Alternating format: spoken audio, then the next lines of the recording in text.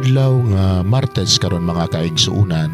Petsa 22 sa bulan sa Pebrero tuig 2022. Ato karong gi sa ulog ang kapistahan sa katedra ni San Pedro.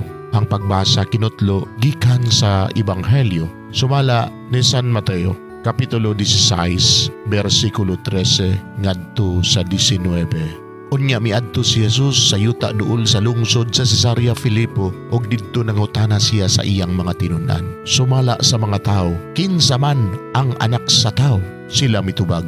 May nag-ingon ka siya mao si Juan nga magbubunyag. Ang uban nag-ingon nga siya mao si Elias, samtang ang uban nag-ingon nga siya mao si Jeremias o laing propeta. Si Jesus nangutana kanila, apan kamo, unsa may inyong ikasulti? Kinsa man ako? Ug mitubag si Simon Pedro, ikaw mao ang Mesiyas, ang anak sa Dios nga buhi.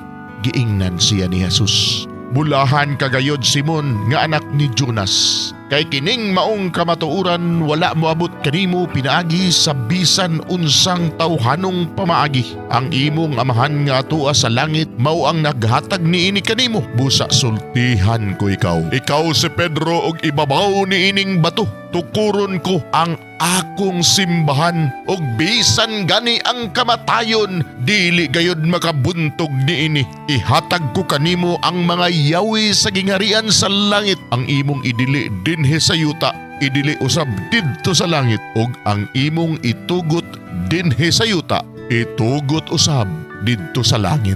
Mga igsoon ang Ebanghelyo sa Ginoo, daygon ikaw o Kristo.